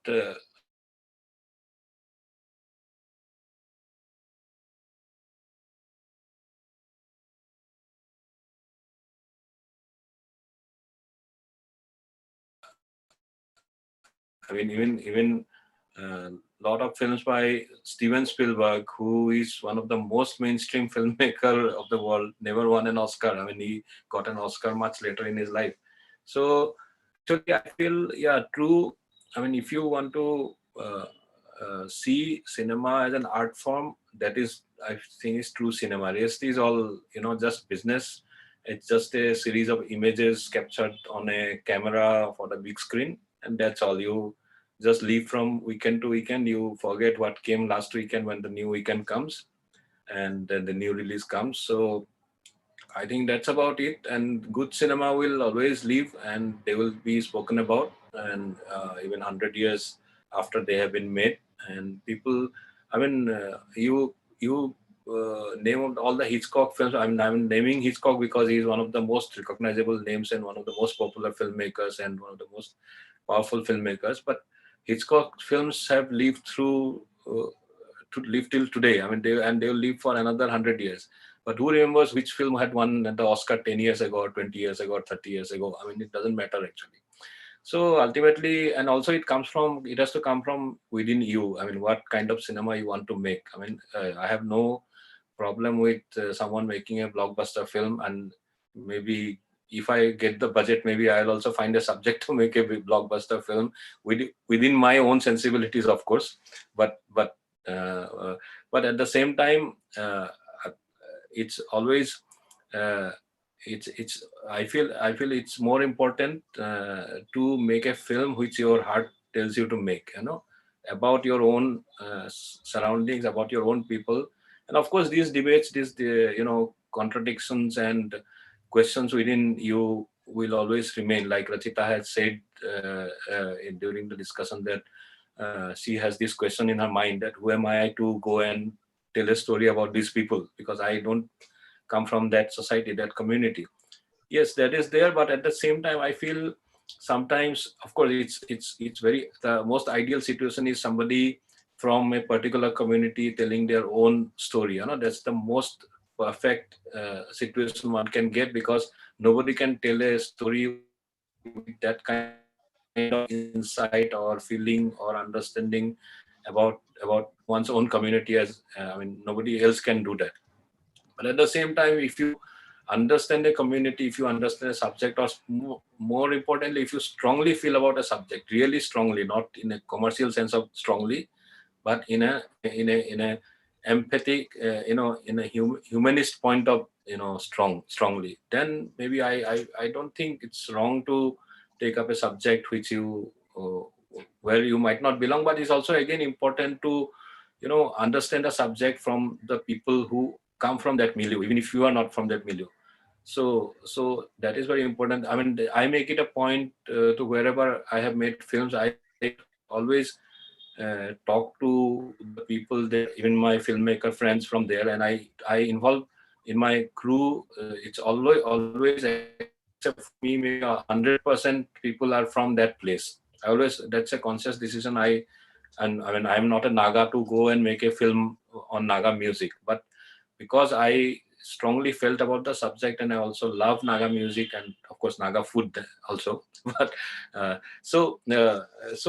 when I went there, I involved a lot of people from the communities there, and of course that is also important, because you need people who understand the various dialects. That is also very another aspect. I mean, that I feel a big disadvantage when you go to make a film in an environment where you are not that socially, you are not integrated with that much, that you don't understand the language or the cultures.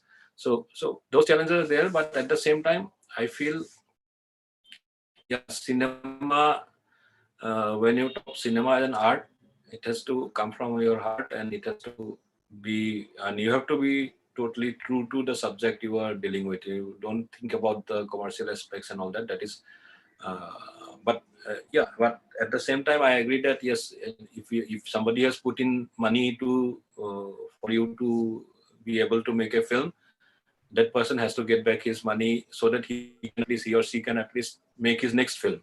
It's not a that aspect. I mean, it's quite a complicated thing actually, because cinema is not a single person, art, or it involves a lot of money. So that's there. And when you talk about documentaries, yes, you can maybe purely go by your heart, and you can purely, I mean, you can do a film with your own money and maybe you just do it for your passion.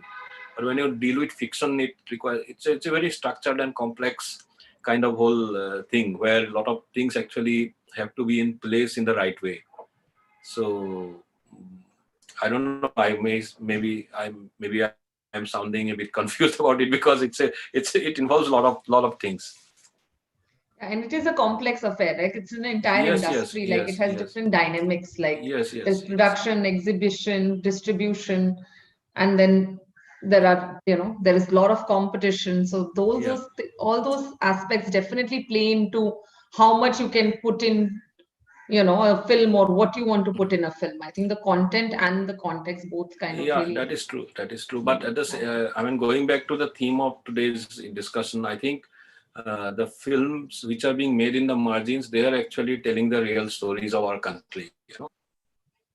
So then what do we say, or what do we think? Because you talked about how, if it becomes a blockbuster, or if we make a blockbuster film, like Nagraj Manjule comes to my mind. I mean, his Sairat became very serendipitously, I would say, or correct me if I'm wrong, but it really became a sensation, right? It was a blockbuster, not just in Marathi cinema, but it was also adapted and made into a Karan Johar Dhadak.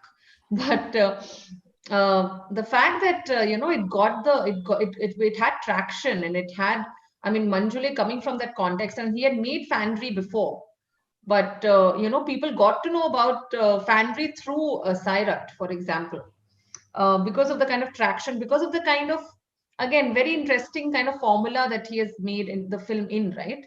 It has all the elements that a film would have, like in a feature film, with the songs and the dance and the music and all the formulas of mainstream films. But it was talking about an issue which was extremely marginal and extremely violent, and talking of something to that level and really jarring the audience at the end of both his films was also a very interesting technique that I found, or as viewers, who are coming across this kind of marginal narratives, can see, what filmmakers are doing different. They are adopting the mainstream techniques, but still telling the stories which, are marginal, or throwing light on the issues that are marginal.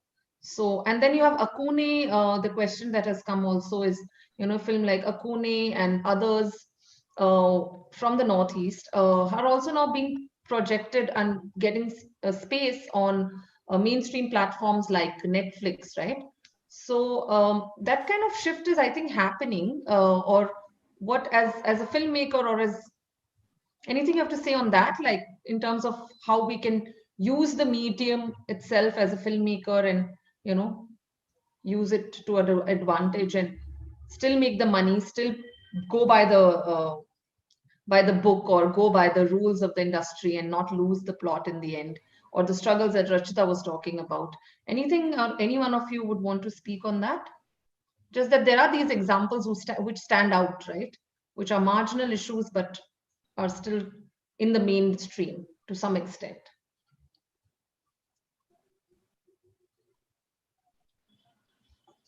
Anyone wants to comment on that? If I think we're losing some network from all our sides, some kind of a lag is there. But if anyone wants to just quickly comment, maybe the last few comments we can have. And if Niranjan has anything to add, like I didn't want to cut out on the caste issue that you pointed out at all, because that is super, like that is the crux of this entire conversation. But yes, due to the lack of time, I would also encourage to just take some more questions. So maybe like few concluding thoughts on this entire theme. Individually, if we can hear from all three of you, something that was left out that you want to say, and then we can probably close. Rachita, are you with us?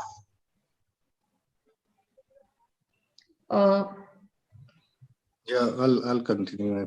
Yes, please. Yeah, these are like, I'll tell. See, these are like small. I have mentioned it earlier as well, that small. There are times that when these things happen, but nothing concrete changes. But Marathi industry, on the other hand, is something which is not Marathi industry, Marathi people also. I have I don't have the first-hand experience of being in Maharashtra, but my friends there, they have said that the industry has, it it will definitely have some caste problems and all, but they have artists and they have storytellers, at least now, from coming from different castes, which has been like, which I'm again quoting them. It's not my first hand thing, that a lot of actors and a lot of people have, they are from different communities, different castes. So I think that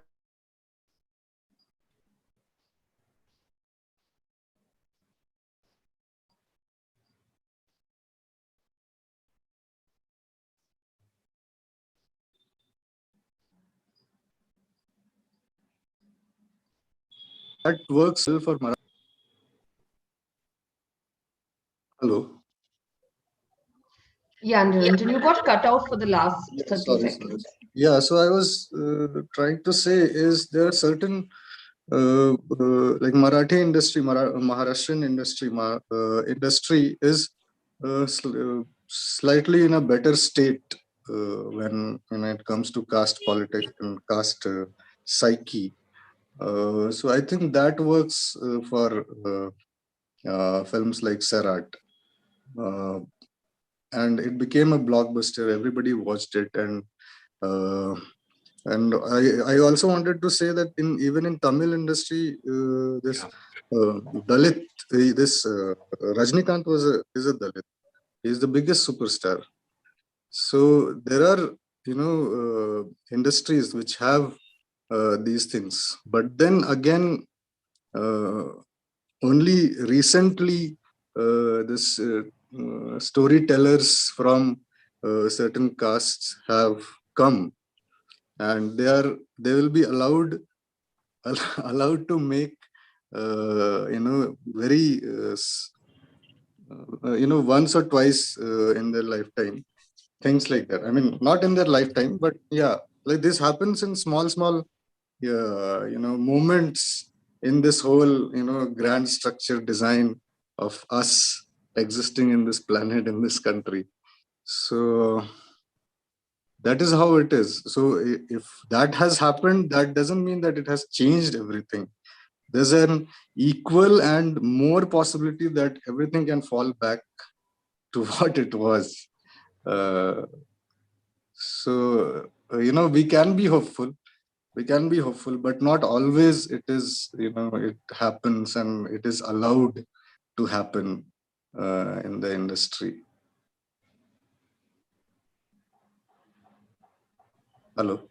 Yes. Yeah. Thank you, Niranjan. Yeah. Rachita and Being positive is what we have to, maybe we only by doing and creating right kind of, environment and vibrations, we can just do something about it. And market can only be made by talking about it. And this kind of platforms are very important when we talk so openly about things. Yes. And slowly and gradually things might change. Yeah. Rachita, you want to add something? Concluding thoughts or comments? You'll have to unmute yourself. Yeah, largely I think having conversations around things which matter, which are which we spoke about, incorporating, perhaps creating, or in my practice of the work I do, I think yeah, perhaps incorporating, being very aware of, being trying to universalize, trying to include. I think inclusion is very important in everything, whether it's the subject matter, like Utpal sir said that it's when he spoke about the Naga people, and he said that how he feels that includes people from the community in that process of the making of the film. And I think, yeah, because I mean, of course, there's a very strong feeling in some at some level in me, and I feel that if it manifests, and if I can very gently, very consciously, sort of implement it, perhaps it might be helpful to me. And I think everywhere I go, whether it is through the practice of cinema or elsewhere, I think having such platforms where one could create discourse around the matter, I think it's very important. I think inclusion largely, I feel, is the crux of how we can, sort of grapple with something like this. And hoping things will change. It will take time. One has to be very patient. One has to be very, very, empathetic. One has to be very aware of where they come from, where their roots lie. In everyday conversations also. Like I studied in a government engineering college, and the conversations around the reservation were very toxic, And slowly, as much as that helped me recognize about the toxicity of the system, it actually opened me up to engaging also. So perhaps it's going to be like a double-edged sword, or it's like two sides of the same coin, but one has to keep going, I think. And yeah, talking around it. Yeah. Do you have anything to add and conclude? Me? Utpal sir?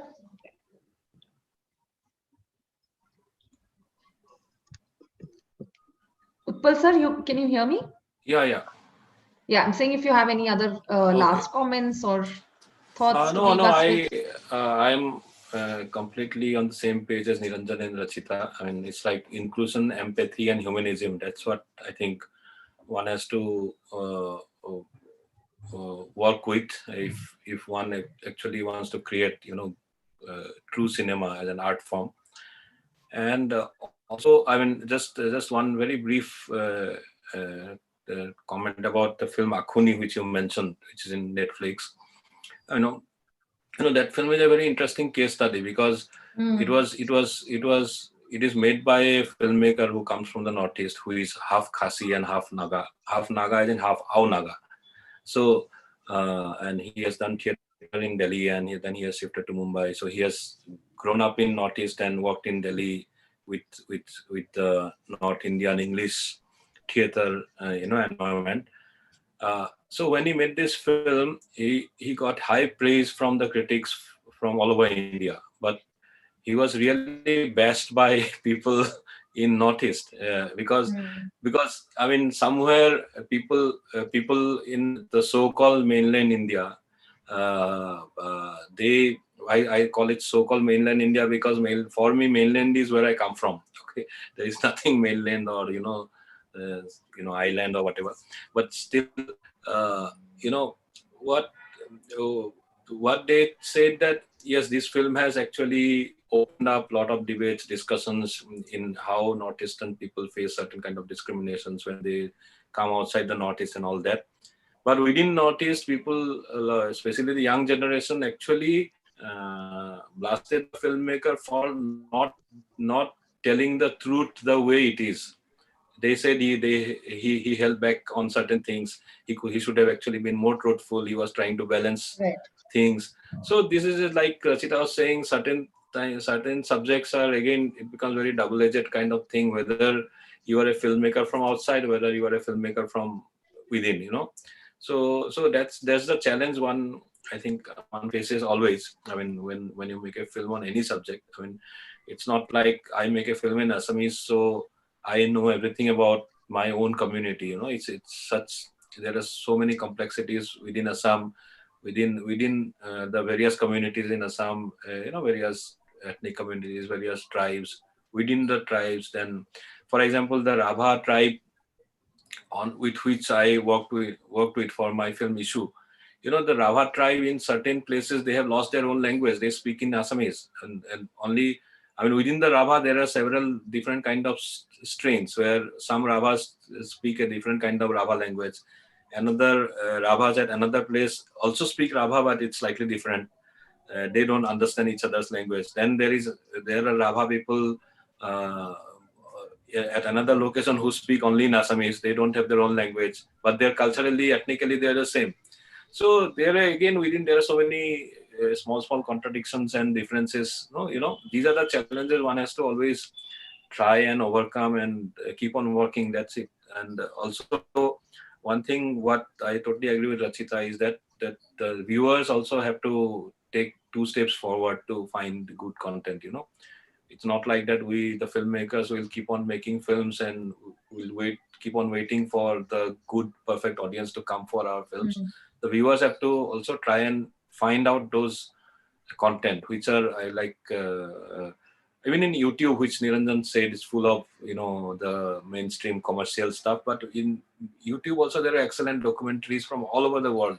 There are excellent films, classic films, new films, all available for free. Why don't we watch them? Why do we only go after those videos which are made with TikTok and all these apps and just waste our time? I mean, okay, it's fine to have a look at what is going viral. That's fine enough. I mean, we also need our moments of laughter and light moments, but at the same time, one can find out, if we are trying to understand a subject, for example, the farmers protest which is going on in North India.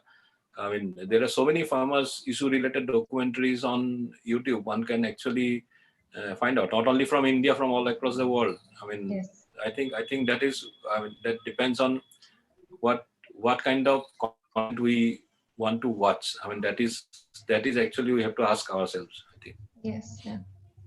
Yeah. Thank you, sir, and thank you all of you. I know there are so many issues, like the question of language, we didn't even come to touch or talk, and how that can itself be a very big barrier, or even an opportunity to explore in filmmaking. But due to the paucity of time, I think there's only so much that we could cover. But thank you all so much for your generous comments and discussions, and I'm sure we want to continue that. I am going to hand over the mic to the MC now to deliver.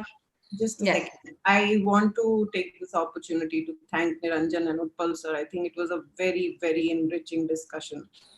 And thanks a lot for having me on this panel. It is my absolute pleasure. Like, I feel extremely like it's been 2 hours of a lot of like enlightenment. So thank you very much. Yeah, you can conclude. Yes, I think all of us are in that zone at the moment where we're so much to chew on, so much to think on, and it's all because of the kind of openness you all have had to share your experiences and your own dilemmas as a filmmaker and as human beings. So thank you so much for being so open and honest. I will now hand over to MC for the concluding vote of thanks. Also, there'll be a feedback form at the chat box. So all the audience is requested to fill the form before they leave, so that we can always come back and improve our programs as we go along. And these discussions are always going to materialize into something bigger and better. So stay tuned for all that. I'll request now the MCs to come on, officially thank the speakers. Thank you. Thank you, panelists, and thank you, moderator, for this interesting discussion. We were all enthralled by this engaging discussion and question-answer session. Utpal sir, through his discussion, gave us invaluable insight into the diversity of Northeast India and its folk art, as well as nuanced knowledge on the field of documentary filmmaking. Cinema holds great power, and to quote Niranjan sir, being from a marginal community myself, I took the opportunity to make films that showed what we as a community go through. Sir very efficiently described both the power and responsibility a filmmaker holds. Rachita ma'am inspired us through her personal insight into the thought process and dilemmas a filmmaker undergoes. It is indeed important to acknowledge our privilege while we both view and create cinema to be able to appreciate all perspectives and experiences. With this, we come to the end of the panel discussion. As Sonia ma'am said, we have updated the link for feedback in the chat box, and we request all the attendees to fill the form.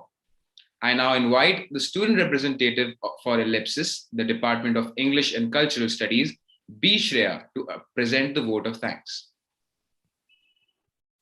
Thank you, Kushagra. A warm welcome to everyone present here. It is my privilege to deliver the vote of thanks. I, B. Shreya, on behalf of MESTA, the Media Studies Association, and Ellipsis, Department of English and Cultural Studies, extend my most sincere thanks to our director, Dr. Father Biju Casey, and our dean, Dr. Jyoti Kumar, for their support and guidance. I would also like to extend my gratitude to our moderator, Dr. Sonia Galian, and our panelists, Rachita Gorovala, Utpal Borpujari, and Niranjan Kumar Kujur for an insightful and interesting panel discussion. I also extend our gratitude to the head of the Department of Media Studies, Dr. Ajay Kumar, the head of the Department of English and Cultural Studies, Dr. Gana J, the faculty coordinator of MESTA, Dr. Embassy Lobe, and the faculty in charge of Ellipsis, Dr. Vidya S, for their constant support and encouragement. Furthermore, we would like to thank all the faculty members of the Media Studies, English and Cultural Studies, Economics, Political Science, and History departments. We're also very grateful to Manjeet Sir for his assistance with technical logistics. I would like to thank all the committee heads and volunteers for their dedication and hard work. Last but not the least, I would like to thank the audience for their participation. Thank you, Bishra. The events for KHWABEEDA Talkies will continue through the course of the next month as well. We request you to follow the social media handles of MESTA and Ellipsis to stay tuned for more updates. The social media links for the same have been updated in the chat box. With this, we come to the end of the event. Thank you for being such an amazing audience. This is your MC Kushagra Gautam and Malvika Dagwal. signing off. Have a great day ahead.